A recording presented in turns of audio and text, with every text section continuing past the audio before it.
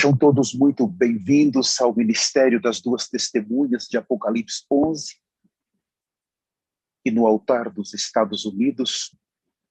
Hoje é um feriado aqui, muitos viajam, é o Independence Day, é o dia da independência, dia 4 de julho.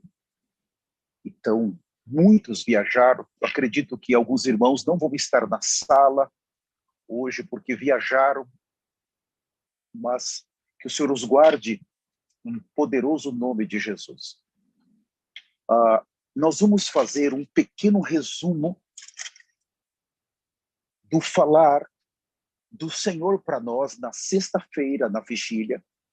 E hoje, nós vamos abordar apenas 2 itens que nós consideramos extremamente importantes, e por causa do tempo, apenas 2 itens.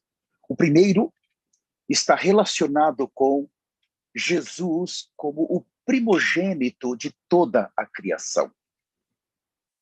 E o segundo item está relacionado com os 2 cálices. O primeiro, o cálice da ira que ele tomou, e o segundo, o cálice da bênção que foi dado pela graça a nós. E nós vamos finalizar essa comunhão com uma oração no poderoso nome de Jesus. Abra o seu coração. Vamos abrir então nossas Bíblias em Apocalipse capítulo 1, versículo de número 4. A los hermanos que hablan espanhol, muito bem-vindos. Apocalipse 1, 4, João, as 7 igrejas que se encontram na Ásia. Graça e paz a vós outros, da parte daquele que é, que era e que há de vir. Da parte dos 7 espíritos que se acham diante do seu trono, e da parte de Jesus Cristo, a fiel testemunha, o primogênito dos mortos e o soberano dos reis da terra. Nesses versículos, aqui, nós estamos entrando no livro de Apocalipse, e estamos vendo que nesse livro vai nos apresentar a pessoa de Cristo. Cristo, ele é magnificado, ele é revelado nesse livro para nós.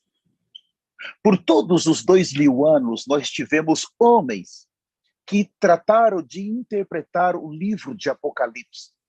E, de certa maneira, eles o fizeram. Mas hoje, na Terra, nós temos 2 personagens que já foi revelado para nós. Eles não estão somente abrindo esse livro para nós, mas eles fazem parte deste livro. Em outras palavras, o que está escrito nesse livro fala da obra que Deus confiou para eles fazer. Ao receber a revelação de quem faz parte desse livro acerca da pessoa de Jesus, isso traz para nós grande confiança, traz para nós grande gozo e desfrute. Aqueles que foram colocados nesse livro como os 2 personagens centrais, eles estão abrindo esse livro para os gentios, para a igreja dos gentios nessa era.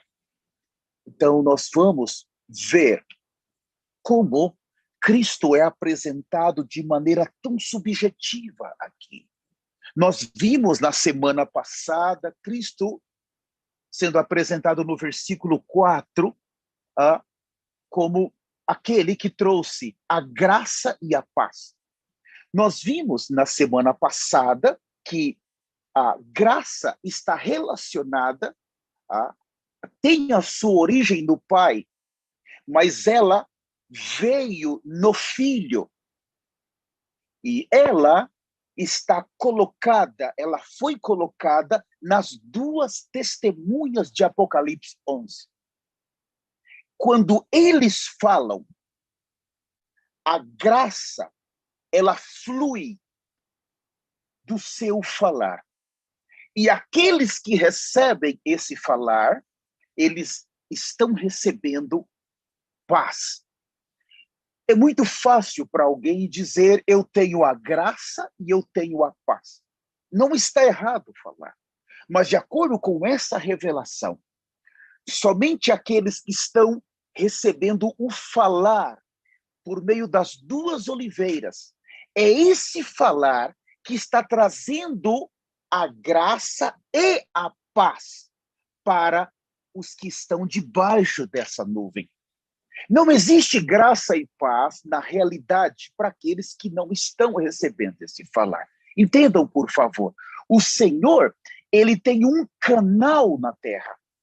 Ele coloca por meio da sua palavra, da sua palavra, é que a graça e a paz vai fluir para o seu corpo. Na época de Pedro, quando Pedro falava, a graça e a paz, ela fluía para aqueles que ouviam o apóstolo Pedro. No segundo centro de obra, depois de Jerusalém, cuidou Pedro. O segundo, que foi Antioquia, que cuidou Paulo. Quando Paulo falava, a graça e a paz fluía de Paulo para aqueles que ouviam o seu falar. Em Éfeso, quando o apóstolo João chegou, quando Deus falava por meio de João, a graça e a paz fluía de João para aqueles que o ouviam. Mas na conclusão dessa era, o Senhor escolheu as suas duas oliveiras. Quem está ouvindo essa palavra está desfrutando de Cristo como a graça e desfrutando de Cristo como a paz. Isso flui por meio da palavra. Sai palavra deles e entra em nós espírito. As minhas palavras são espírito e são vida. Então, do que nós precisamos quando eles falam a graça e a paz? Esses dois itens são extremamente importantes para nós nesses dias. O Senhor nos colocou exatamente em uma posição que estamos recebendo graça e paz. Aleluia, pela graça e pela paz. Glórias a Deus. Esses são dois aspectos de Cristo. E nós vimos também da parte daquele que era, que é e que há de vir. Aqui nós temos a pessoa do Pai, do Filho e do Espírito Santo. Não vamos entrar nisso, nós já desfrutamos disso.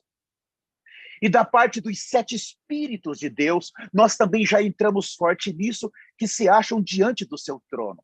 Nós vimos a semana passada que mesmo que nós estejamos em uma situação caída, se existe arrependimento profundo e genuíno, nós fomos no fundo do poço.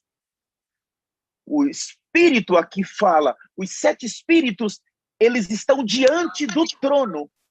Eles vão nos pegar naquele buraco, se há arrependimento genuíno, e eles vão nos levar para diante do trono de Deus. Aleluias, porque a meta dos 7 Espíritos, depois do nosso arrependimento, depois que vem o sangue do Senhor, nós somos justificados e nós somos reconciliados. É nesse momento que o nosso destino é diante do trono de Deus. Falem comigo, graças a Deus. No versículo 5... Graças a Deus. Aleluia. E da parte de Jesus Cristo, a fiel testemunha.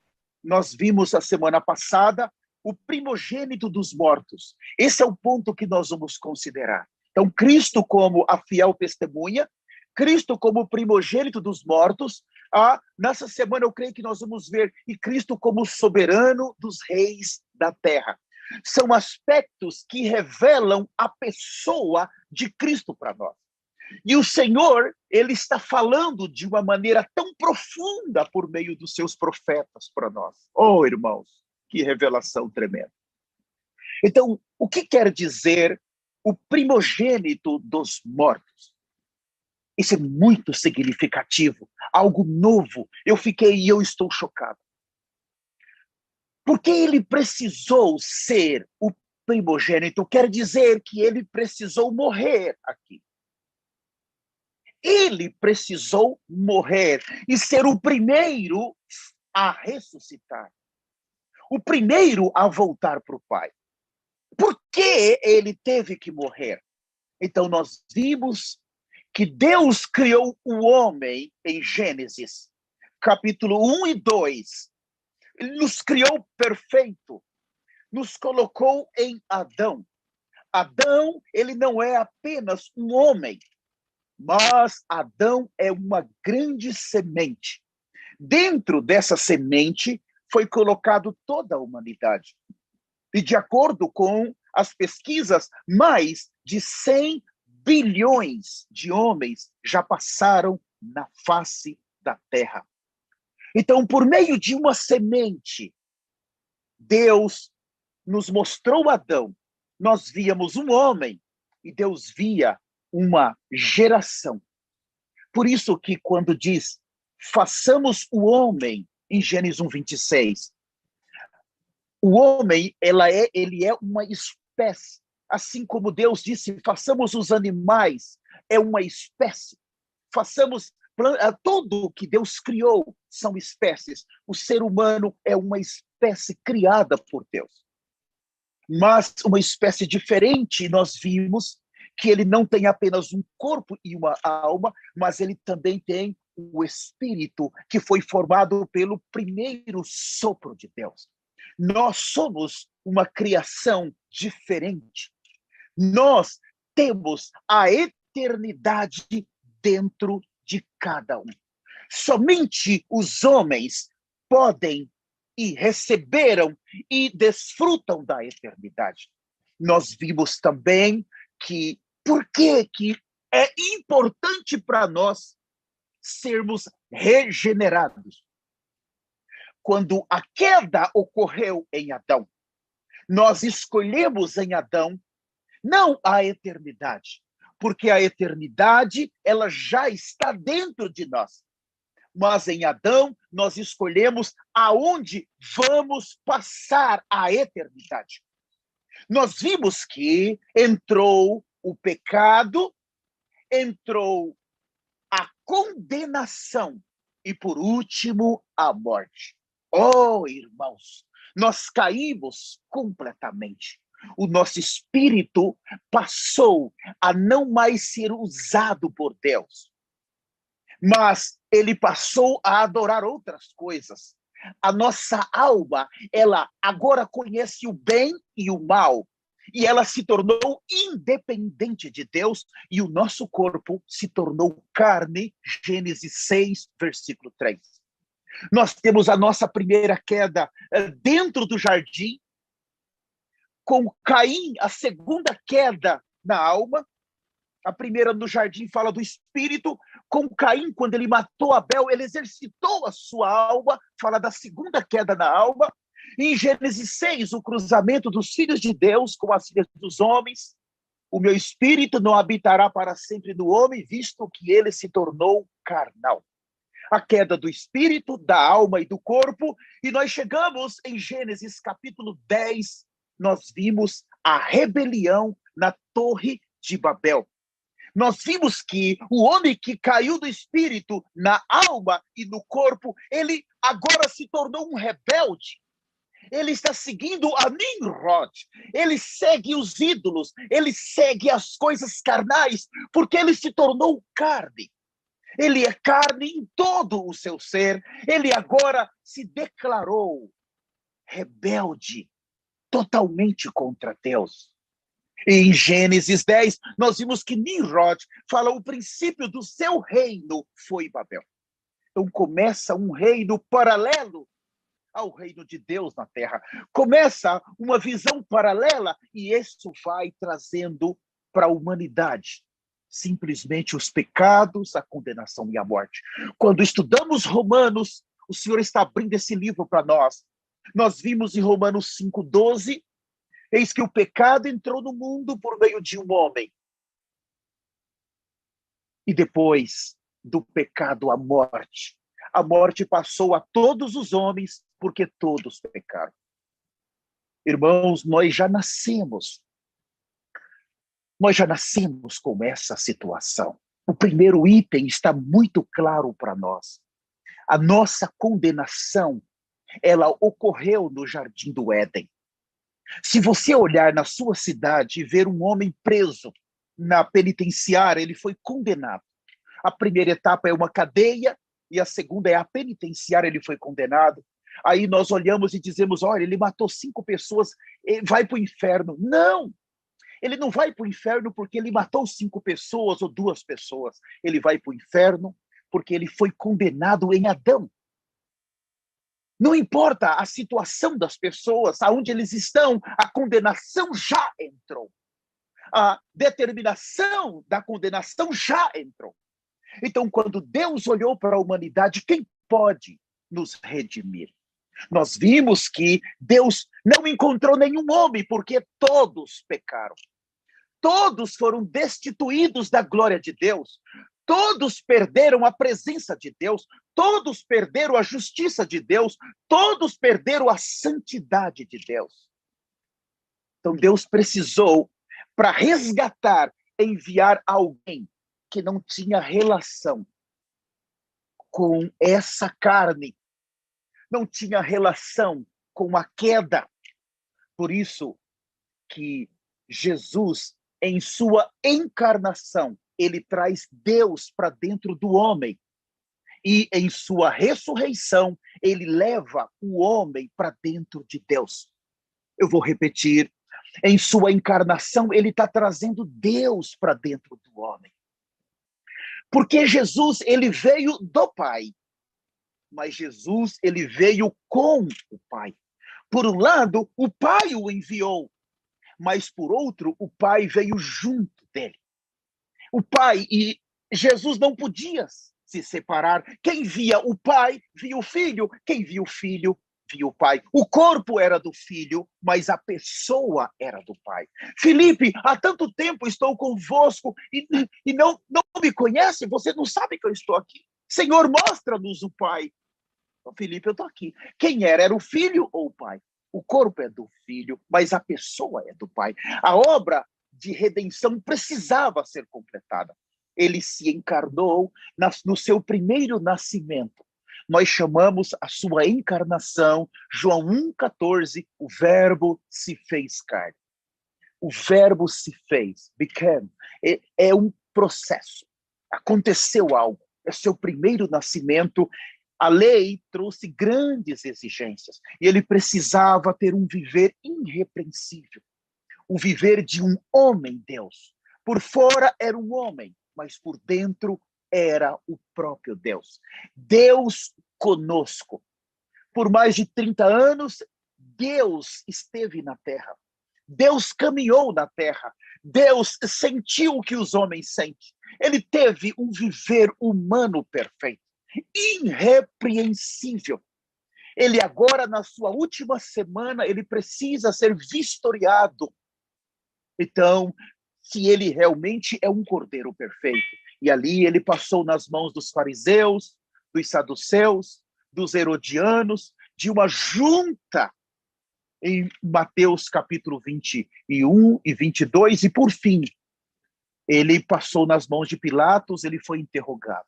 E Pilatos disse para ele, para todos, eu não achei defeito nele, não há defeito. Quer dizer, esse cordeiro é perfeito, ele pode ser oferecido, não há defeito. Pilatos era exatamente aquele último que tinha a palavra para dizer se aquele cordeiro podia ser ou não oferecido. Não havia pecado nele. Veja, o foco ali era exatamente a nossa justificação. Eu gostaria de abrir com os santos o livro de Lucas. Por favor, Lucas, abram comigo o capítulo de número 22. Irmãos, esse capítulo foi aberto para nós de uma maneira totalmente nova.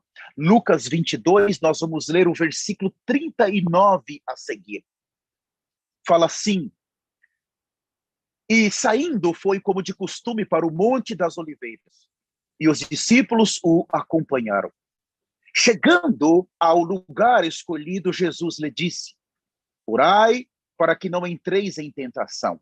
Versículo 41, ele, por sua vez, se afastou cerca de um tiro de pedra e de joelhos orava, dizendo: Pai, se queres, passa de mim este cálice, Contudo, não se faça a minha vontade, sim a tua. Nós vimos algo aqui. Ele precisava vencer como um homem.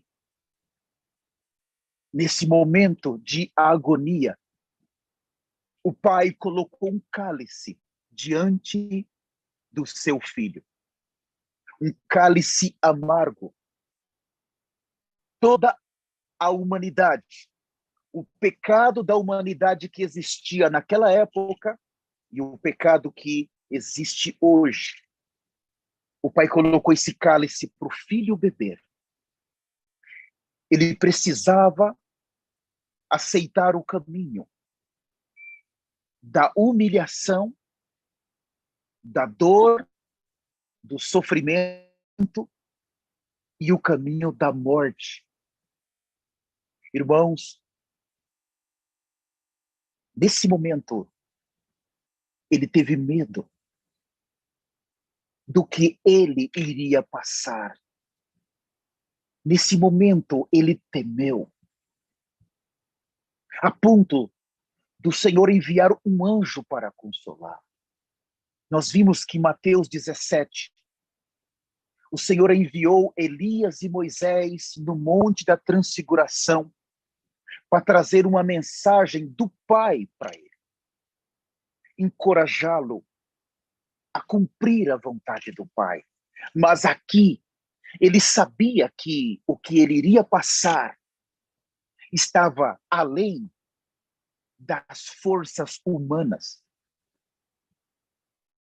Irmãos, em algumas horas depois dessa oração, ele foi capturado, preso, e ele foi sentenciado por nossa causa.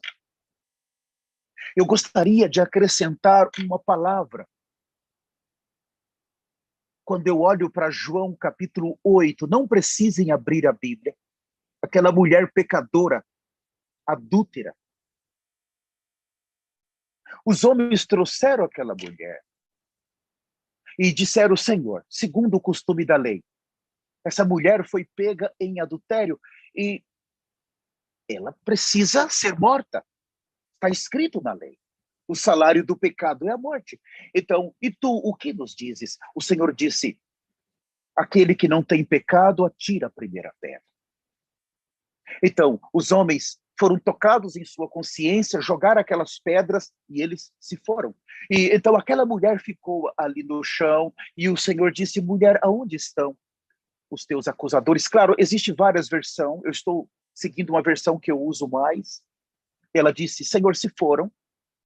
Ele disse: olha, se ninguém te acusou, tampouco eu, vá e não peques mais. A pergunta é, enquanto o Senhor estava vivo, ele poderia perdoar pecados? Sabe, quando eu vi essa semana sobre primogênito dos mortos, quanta luz nova eu recebi. Irmãos, é muita. Eu não tinha visto dessa maneira. Enquanto ele estava vivo, ele poderia perdoar o pecado daquela mulher? Se você for considerar, não. Ele não poderia perdoar o pecado de ninguém. Porque a lei exigia derramamento de sangue para a remissão de pecados. Mesmo como o cordeiro, enquanto ele estava vivo, o seu sangue ainda não tinha sido derramado. Mas quando ele olhou para aquela mulher e disse: mulher, eu também não te condeno. Ele estava dizendo, em outras palavras: mulher, eu vou te perdoar aqui, mas eu não posso fazer isso. A lei diz que é preciso derramar sangue. Mas eu vou fazer assim: eu não adulterei, você adulterou. Eu não pequei, você pecou. Eu não menti, você mentiu.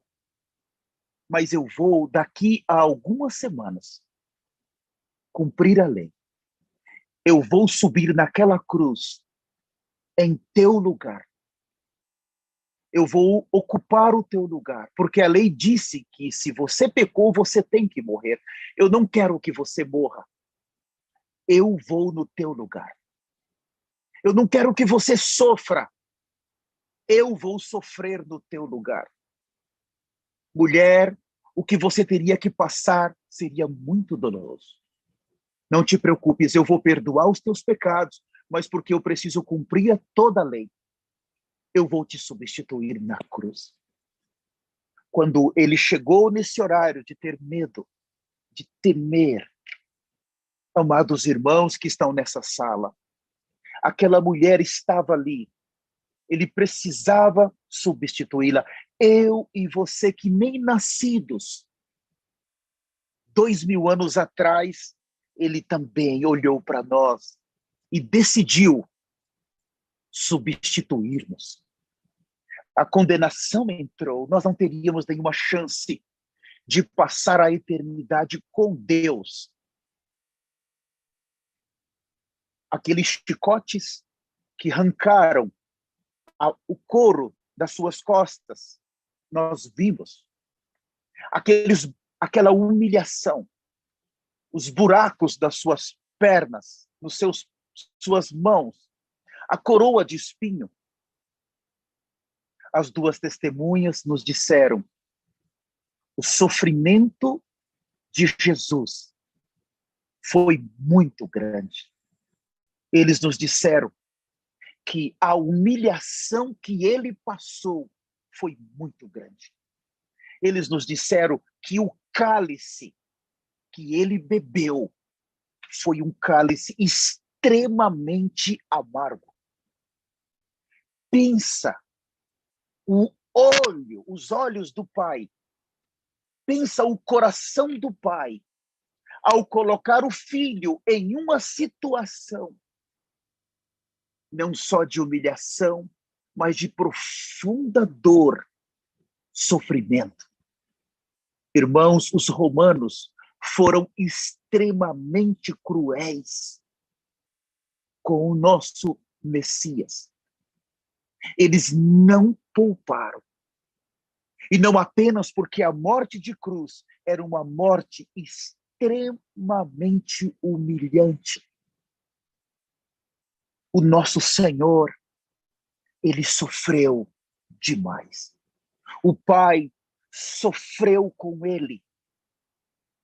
O Pai deu um cálice para ele beber. O Pai deu esse cálice da ira. A ira, vejam bem, estava sobre a humanidade. A ira estava sobre Adão. A ira estava sobre os descendentes de Adão. A ira estava sobre o pecado. A ira estava sobre Satanás, estava sobre o mundo, estava sobre as filosofias, as tradições, as culturas, estava sobre toda a humanidade caída. E não apenas daquela época, mas de hoje. E o Pai juntou tudo aquilo, colocou num cálice e falou: bebe, filho. Irmãos, ele tomou o cálice da ira e nos deu o cálice da graça, o cálice do amor, o cálice da misericórdia. É nesse momento que nós temos o sangue da nova aliança. A nova aliança, ela exatamente não foi feita com sangue de animais, porque o sangue dos animais da época da lei, eles não removiam o pecado, eles cobriam somente. Mas com o sangue do Filho. E isso custou muito caro para Deus. Isso custou muito caro para o Filho. E nós vimos essa semana que agora, na eternidade, depois da sua ressurreição, nós temos a sua ascensão e nós temos a sua entronização. Mas o Filho, quando ele foi revelado para os dois mais poderosos profetas do Senhor, ainda dentro da eternidade, as suas mãos seguem furadas, os seus pés seguem furados, as suas costas seguem com deformidade.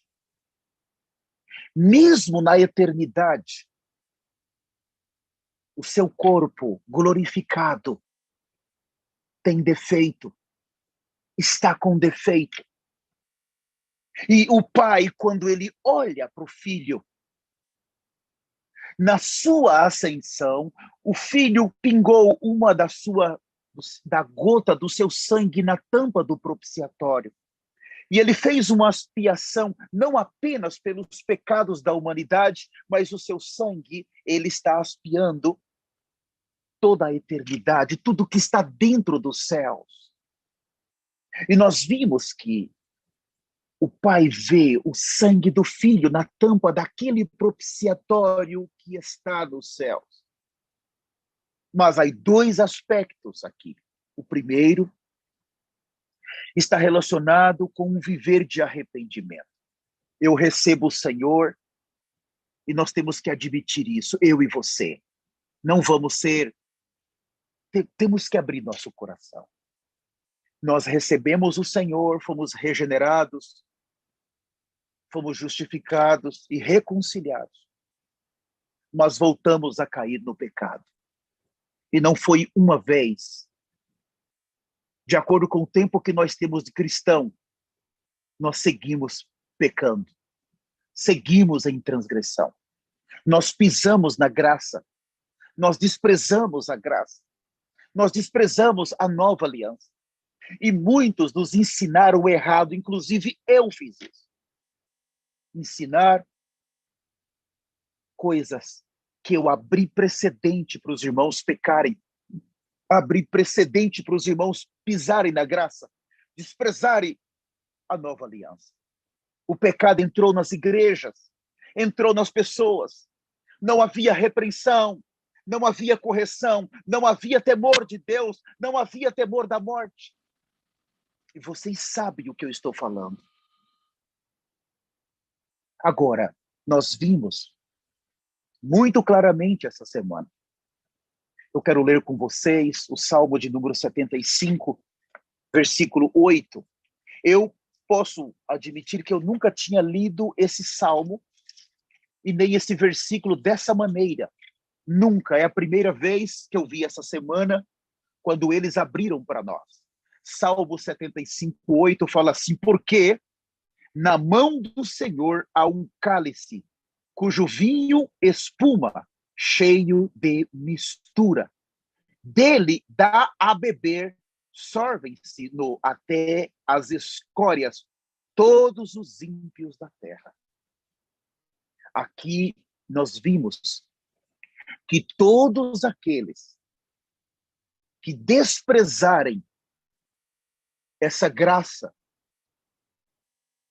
o Pai, depois do arrebatamento, vai dar esse cálice da ira com mistura que fala que espuma para aqueles beber. Eu e você que estamos nessa sala, preste muita atenção. Não brinque. Irmãos, não brinque. Esse ministério é um ministério muito sério. Nós temos muito temor, irmãos. Nós temos temor do Senhor. Se eu e você falharmos em entrar por falta de temor, falta de arrependimento e santidade, nós vamos tomar um cálice da ira. Não vamos nos enganar. Toda a ira de Deus está nesse cálice. E as duas testemunhas já viram esse cálice e viram como ele já foi e já está sendo derramado. Se nós perdemos o arrebatamento, é porque nós desprezamos a obra do Filho. É porque nós desprezamos a obra do Filho e nós vimos que o Filho já não pode morrer outra vez por nós. Porque hoje ele já não é um cordeiro perfeito, ele tem deformidades para sempre. O Pai está olhando para nós, mas como? Aqui, vamos dizer que somos nós. Quando eu estou em pecado, o Pai está me vendo. A ira está sobre mim. Mas quando rapidamente eu corro, eu me arrependo. Eu confesso publicamente, eu me arrependo profundamente. Irmãos, o sangue vem sobre mim. A minha justiça é como um trapo. Eu pequei, eu fico tentando me justificar, culpando os outros, culpando a esposa, culpando o esposo, culpando os irmãos. Todos estão culpados, menos eu estou. Essa justiça é podre, é uma folha de figueira, ela vai murchar. Deus vai ver exatamente o pecador. O pecador. Segundo, Deus vai ver exatamente o pecado. Mas quando eu corro em humilhação profunda, em arrependimento, vem o sangue. Isso fala justificação. O sangue me cobre, o sangue me tampa, e quando o Pai olha, ele não está vendo o pastor Soares Sênior, ele está vendo o sangue de Jesus. Isso é a nossa justiça. Cristo como as nossas vestes de justiça. Aí está o New Covenant, a nova aliança. Aí está a graça. Aí está a paz. É quando o arrependimento profundo surge e a justificação vem. Aí está a graça e paz. É aquela saudação, aquele cumprimento do próprio Deus para aqueles que vivem dessa maneira.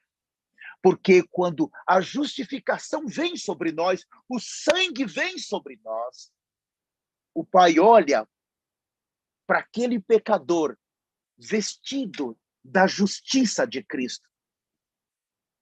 Ele está totalmente justificado. É aí que começa o processo da renovação da nossa mente.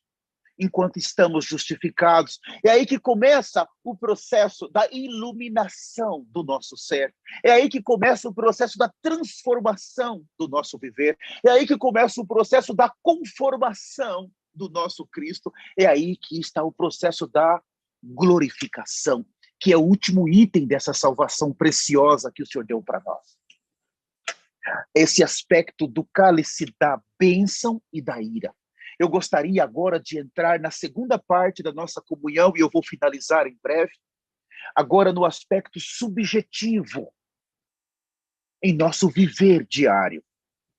Vamos abrir então, nesse momento, Gálatas 2:19. O livro de Gálatas é muito significativo, porque ele vai apresentar aqui o homem nas suas três partes caídas. Ó Gálatas insensatos, quem vos enfeitiçou? Quem vos fascinou? Começastes no espírito e agora estáis sendo aperfeiçoados na carne. Então mostra as obras da carne. Fala que o homem caiu nas suas três partes. Gálatas 2:19 fala assim: porque eu, mediante a própria lei, morri para a lei, a fim de viver para Deus. Estou crucificado com Cristo. Logo já não sou eu quem vive, mas Cristo vive em mim. E esse viver que agora tenho na carne, vivo pela fé no Filho de Deus que me amou e a si mesmo se entregou por mim. Preste atenção. Eu vou abrir aqui o que nos foi falado. Quando fala, estou crucificado com Cristo, nós aprendemos muitas vezes no evangelho muito barato. Quando falamos da cruz, nós sempre falamos que foi Cristo que foi à cruz, que foi Cristo que sofreu, que foi Cristo que padeceu, que foi Cristo que bebeu, que foi Cristo que foi crucificado e morreu. Mas no segundo aspecto do evangelho, do reino, aqui fala que estou crucificado. Então, o aspecto mais importante aqui já não é ver que Cristo foi, mas é ver que eu e Cristo fomos. Compreende? Eu vou falar bem devagar, isso aqui é profundo, o que nós estamos vendo da boca das duas testemunhas. Se Cristo morreu por mim, o que é isso? Evangelho da graça. Veio a redenção para mim. Pela fé, alguém pregou o evangelho, a fé veio e eu ouvi. E eu criei. Mas ali fala do aspecto redentor. Foi Cristo que padeceu, foi Cristo que sofreu, foi Cristo que fez tudo e me deu a salvação inicial, a salvação do meu espírito de graça. O que eu fiz para ser regenerado? Todavia, eu não fiz nada. Nem a fé eu tinha para receber. Mas aqui os dois profetas estão falando de uma outra salvação. Ele está dizendo, quem quer me seguir, é condicional. Negue a si mesmo, tome a sua cruz e siga-me. Aqui muda. Aqui Cristo não vai somente. Aqui eu tenho que ir junto. Se Cristo tomou a cruz, aqui fala que eu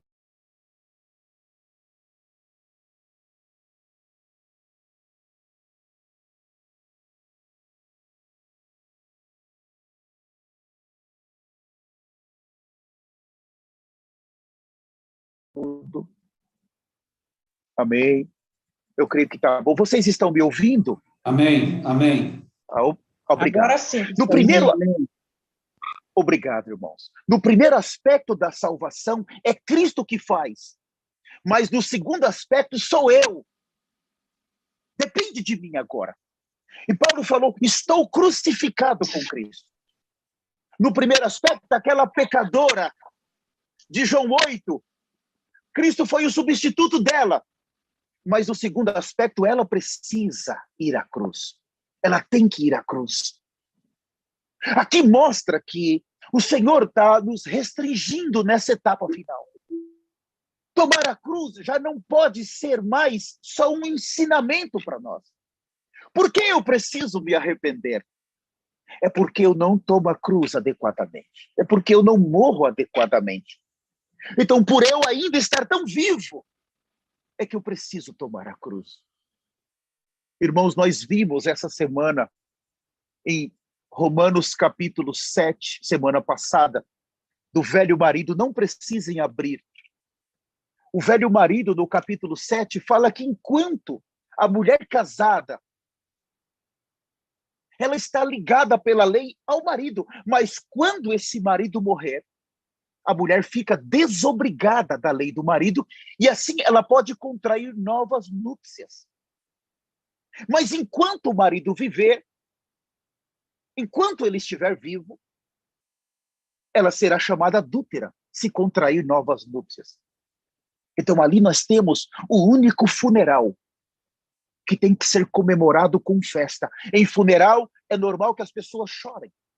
Mas a morte desse velho marido, que não quer que nós tomamos a cruz, precisa ser considerada, tem que ter uma celebração. E Romanos capítulo 8, os dois profetas falaram para nós. Ali fala da lei do Espírito da vida. Não há mais nenhuma condenação para os que estão em Cristo Jesus, que não vivem segundo a carne, mas segundo o Espírito. Porque ali mostra, a lei do Espírito da vida te livrou da lei do pecado e da morte. Então o Espírito, quando ele chega em Romanos 8, quem é ele? Ele é o novo marido de Romanos 7. Quando aquele velho marido morre em nós, o Espírito se manifesta, já não há mais condenação. Não temos mais condenação, isso fala de uma justificação absoluta. Eu vivo na terra, mas eu estou sendo arrebatado pelo viver de arrependimento, de tomar a cruz, de sangue, de santidade, de justiça. Eu estou na terra, mas dia a dia eu estou como Enoque, eu já estou sendo arrebatado pouco a pouco. E Romanos fala de reinar em vida. Eu já começo a reinar em vida quando estou crucificado com Cristo. Por favor, rapidamente, o meu tempo está acabando. Abram em Colossenses, capítulo 3. Colossenses, capítulo 3, também nos foi lido. Esses versículos são muito preciosos hoje. Colossenses, capítulo 3. Abram comigo a partir do versículo 1, fala assim. Portanto, Se fostes ressuscitado juntamente com Cristo, buscai as coisas lá do alto, onde Cristo vive assentado à destra de Deus. Pensai nas coisas lá do alto, não nas que são aqui da terra. Porque morrestes e a vossa vida está oculta juntamente com Cristo em Deus. Aqui ele está mostrando um segundo aspecto da morte. Se fostes ressuscitados juntamente com Cristo. Então, em Efésios 2, nós morremos. Mas em Colossenses 3, nós ressuscitamos. Vocês percebem isso? Se fostes ressuscitados juntamente com Cristo, a morte não pode deter alguém que está justificado. A morte não pode. Hoje nós vimos que quando Satanás, ele usou a palavra aquele lá de baixo, quando ele tentou fazer mal a Jesus, como um raio veio e o arrancou do inferno, o arrancou do Hades. A ressurreição, ela precisa ocorrer. Como isso acontece em nosso viver? O Senhor falou de uma porta estreita. Vamos dizer que veio na sua boca ou na minha boca a vontade de falar um palavrão ou de contar uma piada suja. Eu fazia isso no passado livremente, perto dos amigos, amigas. Ou eu recebi um vídeo daqueles youtubers que falam que são cristãos, são pastores, e eles fazem aqueles vídeos de pentecostais, e eles têm milhares, até milhões de seguidores, e eles usam o nome do Senhor. Eles usam o nome do Senhor para banalizar esse nome. Então você recebe um daqueles vídeos, e você vê aquele vídeo e você dá muita risada, e depois você não fica só para ti. Você vai passar esse vídeo para outras pessoas, outros que você considera teus amigos. Você percebe a gravidade? Primeiro eu vejo, depois eu escuto, depois eu me alegro, depois eu falo para os outros, eu envio. Isso é um pecado sem precedente, porque o nome do Senhor tem sido banalizado no meio dos filhos de Deus. Por causa dessas coisas. Agora, o que é morrer com Cristo? Quando você recebe algo assim, você não abre. No passado você abria, você alegrava. Mas você viu que em Apocalipse 1:4 fala graça e paz. E se eu tenho Cristo como a graça, eu tenho a paz se eu fizer a vontade do Senhor. Por que eu não preciso dessa alegria? Eu não preciso da alegria de estar rindo, alguém banalizando o nome do Senhor e eu estar dando risada e ainda passando para os outros. Por que eu vou ser um transmissor dessas coisas? O que é viver uma vida crucificada? É quando você rejeita isso. Você entende? Você está entendendo a gravidade?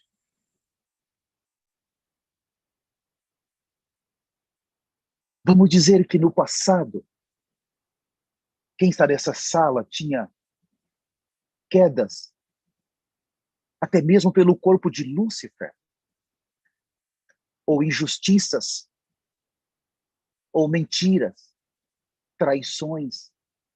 E aquilo era muito comum para nós. De repente, você começa a ver o arrebatamento. O Espírito Santo está vindo sobre você e você decide, eu não quero mais esse viver. O que é tomar a cruz? É quando você decide a abandonar o viver que você tinha. Você passa a ter temor. Isso é ir tomando a cruz. No nosso lar, nós estabelecemos um reino para nós. No nosso lar é o marido que é o rei. Ou a mulher é a rainha, aí manda. Existe um pequeno reino que nós mandamos. O Senhor não consegue reinar. Porque em nosso lar nós temos muita liberdade, mas de repente você decide, eu não quero mais esse viver. eu quero me voltar para o Senhor, a minha esposa vai voltar para o Senhor. Cristo tem que reinar aqui. Isso é tomar a cruz. Aquilo que nós fazíamos, você passava horas na frente de uma televisão, vendo filmes. Mas eu não estou pecando. Eu gostava do Campeonato Brasileiro. Eu gosto de luta, de UFC, eu passo horas aqui. Eu chego do meu trabalho cansado, eu preciso estender minhas pernas, eu tenho que fazer minhas coisas. Eu tenho direito, é a minha vida. Não, você não tem direito coisa nenhuma. Você está sendo enganado por Satanás, você poderia estar evangelizando. Você poderia estar pegando o seu telefone e ligando para alguém, compartilhando um versículo, fazendo uma igreja na casa ou uma célula. Você tem o tempo de você descansar, mas quando você se envolve com as coisas do reino, você é restaurado no seu físico. Você não vai morrer porque você está servindo. Mas você vai morrer se você perder o arrebatamento, porque os únicos que não vai morrer, que não vão passar pela morte, é quem for arrebatado. Os que ficarem com o anticristo, eles vão ser mortos. Eles vão conhecer a morte. Moisés e Elias está carregado com a ira de Deus, com o cálice, e Deus vai dar a beber esse cálice para todos aqueles que ficarem, tanto os que eram cristãos como os gentios. E muitos vão na segunda parte dos 7 anos, que não tem mais comida, há uma seca severa, porque eles fecharam a terra e não chove. Muitos, por um prato de comida, vão receber o sinal, achando que vão viver, e depois que receber o sinal, horas depois, eles vão ser assassinados. A única maneira de escapar agora é sendo restringido, é tomando a cruz. Você tem uma capacidade de evangelizar. Deus deu isso para nós. Mas a questão é que nós não queremos ser restringidos. Nós estabelecemos um padrão para o nosso viver e nós não queremos mudar. Eu posso pegar o meu celular, a pandemia, eu posso ligar para as pessoas. Eu posso cuidar de pessoas no meu celular. Com 30 minutos, eu tenho uma célula. Toda semana, eu vou ligar para o seu João. Eu vou estabelecer uma célula, seu João, eu vou ligar para o senhor toda semana, eu quero te apacentar, eu posso? Pode. Então, olha, eu vou ligar. Toda semana você liga para o seu João, você comparte uma porção, você ora com o seu João, você leva o seu João a se arrepender. E você pode fazer isso das 7h30 às 8 da noite, você compartilha com o seu João. Das 8 às 8h30, você liga para a Dona Maria e você vai fazer uma reunião com a Dona Maria.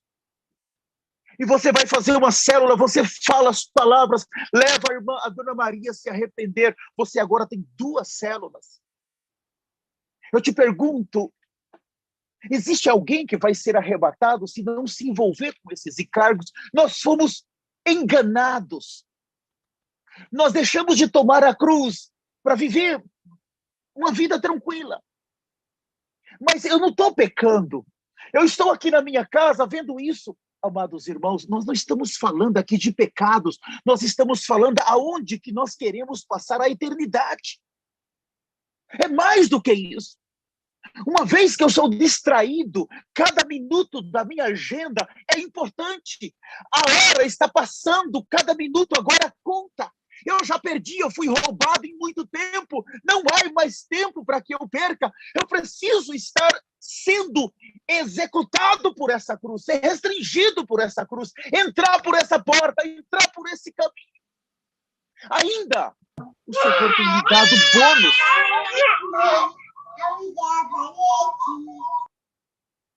Existe bônus. Nós estamos nos bônus. Vocês viram agora os 2 profetas do Senhor abrir os céus no Quênia. Aquilo é chocante, irmãos. Já eu creio que é a 10ª vez. Se você abrir Apocalipse 11, vai dizer que eles têm poder para abrir os céus e para fechar.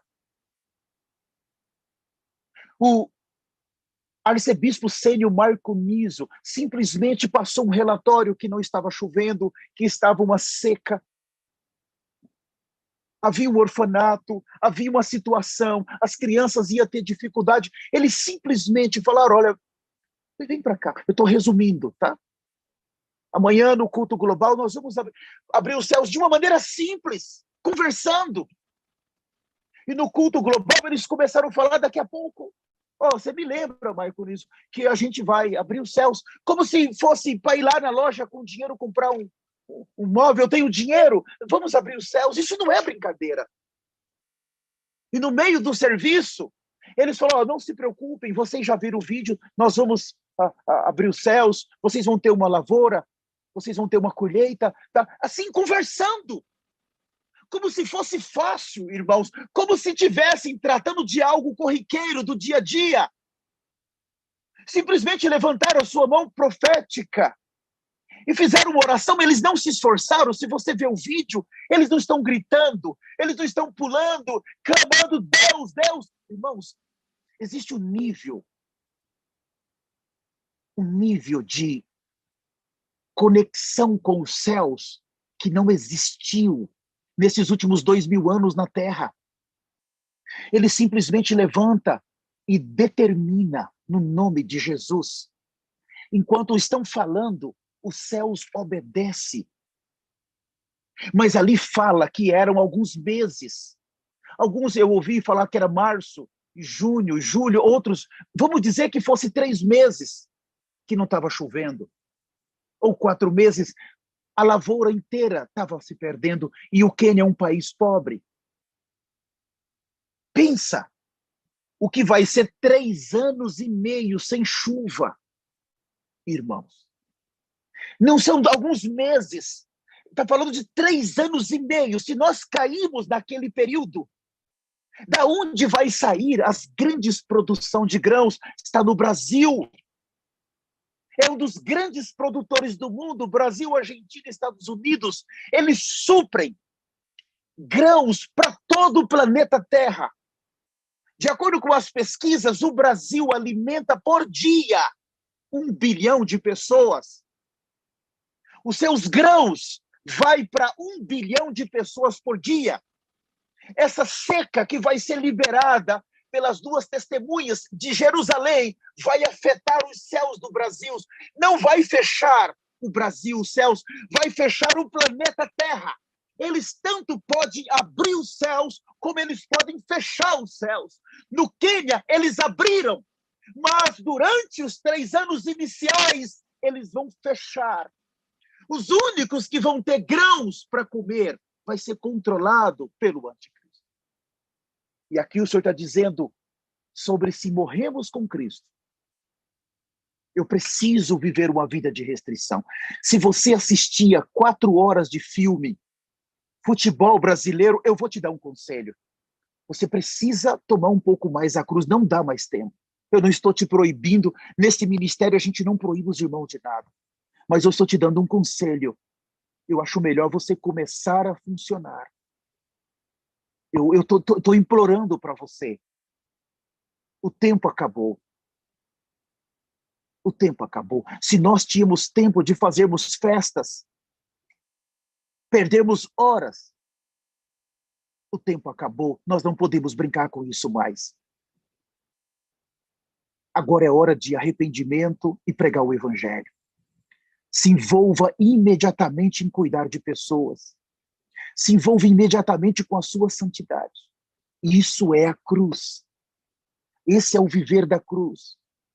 Estabeleça um altar na sua casa, urgente, de oração. Ali você vai falar com o Senhor. Ali você vai chorar com a sua família. Ali você vai ouvir o Senhor. Ali você vai ler a sua palavra. O Senhor vai falar com você. Você tem que estabelecer isso urgentemente. Nós já ouvimos muitas vozes. Não dá mais tempo. Por isso que fala que o Senhor vai vir como ladrão para a maioria dos cristãos. Porque eles não estão esperando. Estão com uma vida bem cômoda, bem tranquila. É festas, é passeios, é férias. Esse é um tipo de vida, não, eu mereço, tá tudo bem, eu mereço. Quem foi que disse? Em uma época de guerra, irmãos, a noiva de Cristo, ela introduz o arrebatamento lutando. Ela está lutando. Ela termina a obra lutando por amor. Ela é arrebatada no meio da luta. E no meio de uma luta, um soldado não se envolve com as coisas dessa vida. Não perde tempo. Aqui fala, buscai as coisas lá do alto. Se existe as coisas lá do alto, é porque existe as coisas aqui da terra. E o Senhor está dizendo, precisa buscar as coisas lá do alto. Para de estar tão influenciado com as coisas aqui da terra, perdendo horas. Falta tão pouco para nós sermos introduzidos na eternidade. Eu quero ler o último versículo, meu tempo já acabou. Peço desculpa para os irmãos. 2 Coríntios, capítulo 4, versículo 7, fala assim. Repetindo, 2 Coríntios, capítulo 4, versículo 7. Eu vou ler rapidamente, não vou gastar tempo aqui por causa do meu tempo. Temos, porém, esse tesouro em vasos de barro, para que a excelência do poder seja de Deus e não de nós. Tenho revelação tão forte, não dá tempo de falar. Em tudo somos atribulados, porém não angustiados, perplexos, porém não desanimados, perseguidos, porém não desamparados, abatidos, porém não destruídos, levando sempre no corpo o morrer de Jesus, para que também a sua vida se manifeste em nosso corpo mortal.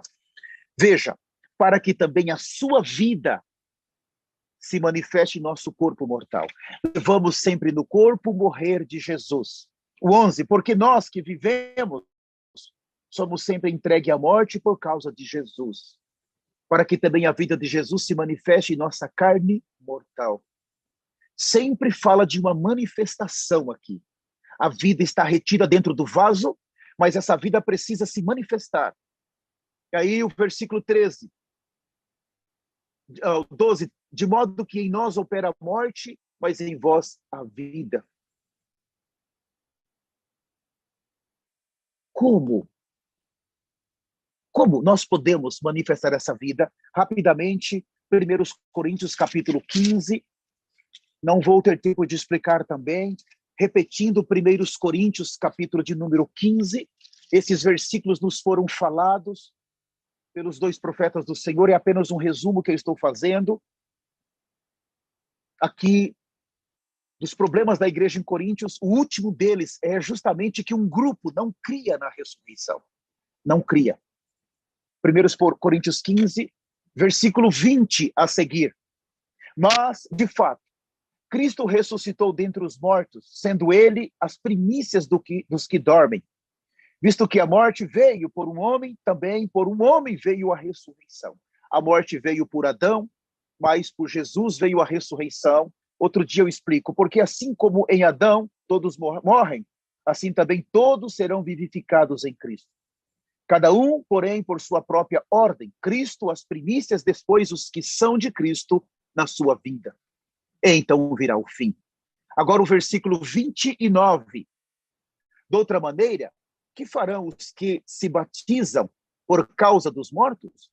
Se absolutamente os mortos não ressuscitam, por quê? Se batizam por causa deles?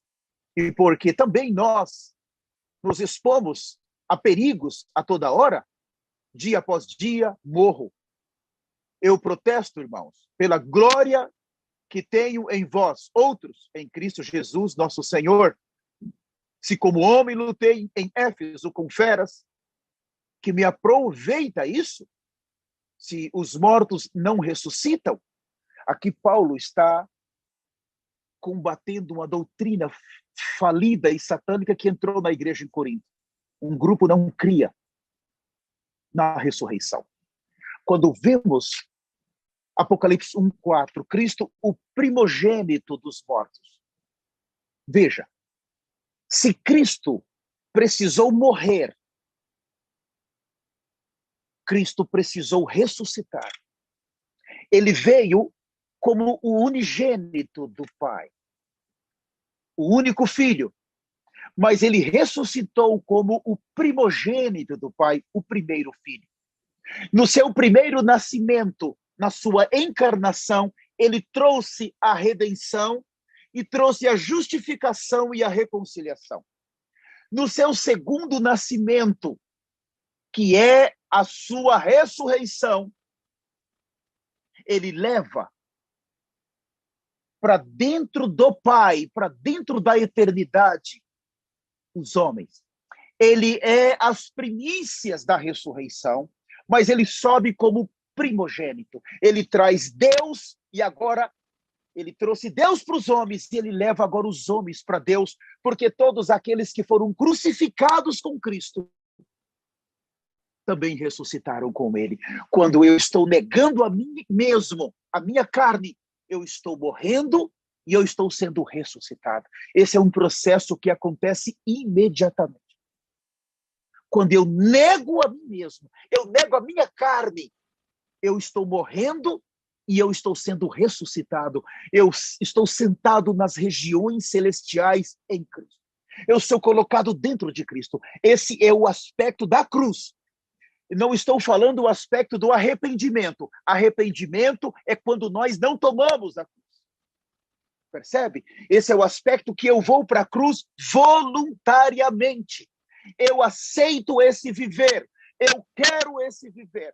Eu preciso desse viver. Senhor, eu quero. O que é para fazer? Quando eu vou à cruz voluntariamente, eu morro e o Senhor me arranca de lá. A ressurreição me leva para lá, me leva para o terceiro céu.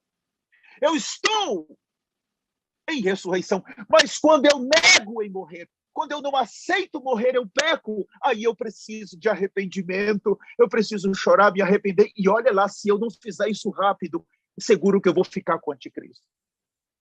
Então, eu tenho que terminar. Senhor, me salva, por favor. Ainda para finalizar, o versículo 35, ainda, 1 Coríntios 15:35, mas alguém dirá, como ressuscitam os mortos? E em que corpo vem? Insensato. O que semeia não nasce se primeiro não morre. E quando semeia, não semeia o corpo que há de ser, mas o simples grão, como de um trigo ou de qualquer outra semente. Termine de ler esse texto depois. O que isso quer dizer? Se você joga um grão de trigo na terra, aonde está a ressurreição?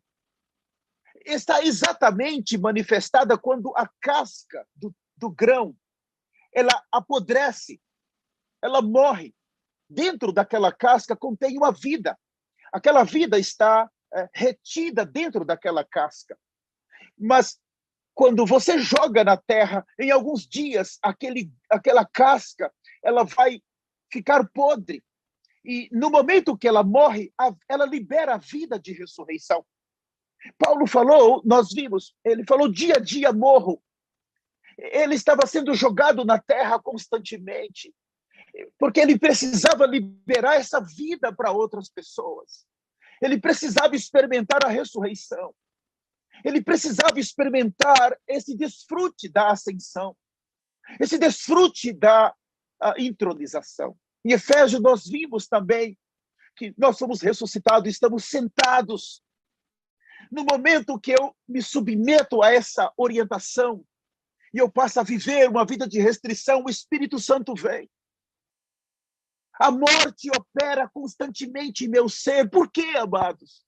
Porque eu nego a minha carne. Eu já não aceito viver como antes. Eu saía para a rua. E quando eu ia para a rua, eu ficava olhando para uma mulher. Eu entrava no mercado sem temor, eu olhava para um homem. Ou eu ficava observando as coisas. Ou vídeos pornográficos, homem pelado, mulher pelada. Ou eu mentia com facilidade, ou roubava com facilidade. Ou eu era injusto com facilidade. Eu já não consigo mais. Eu não quero mais fazer isso. Eu já detesto isso, o pecado fede. Eu não aceito mais uma vida pecaminosa. Eu não quero o pecado da minha casa. Eu não quero o mundo da minha casa. Eu não quero as coisas erradas do meu viver. O que é isso? Eu estou morrendo, mas eu estou experimentando a ressurreição. A santidade vem por essa vida de ressurreição. Eu não posso continuar mais. Eu quero dizer para você, por favor, ouça a palavra que está sendo falada. Vamos dar atenção a essa palavra que está sendo dada para nós. Essa palavra está gerando o remanescente que vai governar a terra. Vamos abandonar toda a carne, toda a vida fácil, vida cristã caída, pecaminosa. Não aceita, tolerância zero ao pecado. Zero, não quero ser conivente com o pecado. Eu quero uma vida santa. Irmãos, isso vai nos dar direito à eternidade. Vai nos dar direito. Eu quero fazer uma oração. Eu não sei se o pastor Michel está na sala. O pastor Michel não está na sala, né? Eu vou fazer uma oração pelos amados irmãos. Com muito temor, muita humildade. Eu estou tremendo aqui. Eu estou tão longe de vocês fisicamente. Mas eu sinto o coração de vocês aqui. Eu sinto o ser, o temor que está dentro de vocês. Amado Senhor, no temor que o Senhor colocou dentro de nós, Senhor, nós aceitamos o cálice que Jesus Cristo tomou por nós. Nós aceitamos a morte de Jesus. Nós aceitamos a justificação. Nós aceitamos tudo que Jesus fez por nós e nos submetemos para viver uma vida santa dentro da justiça de Deus, do padrão de Deus e da santidade de Deus. Senhor, tolerância zero ao pecado. Também aceitamos que temos que servir o Senhor mais. Temos que pregar mais o Evangelho. Temos que ter mais desespero em salvar as pessoas. Senhor, se nós não falarmos, eles vão ficar com o anticristo. Eles vão ficar e eles não vão ter chance, Senhor. Mesmo que nos critiquem, mesmo que falem mal de nós, mesmo que nos rejeite, mesmo que nos persiga, nós vamos falar, Senhor. Nós vamos ser a tua boca, Senhor. Em nome de Jesus, todos que estão nessa sala, Senhor, eu os abençoo com o sangue de Jesus, com o sangue que verte daquela velha cruz, com o arrependimento que verte daquela velha cruz. Senhor, com a santidade que foi conquistada naquela velha cruz, com o viver padrão que vai herdar o reino dos céus. Eu os abençoo com a bênção da eternidade, no poderoso nome de Jesus. Amém.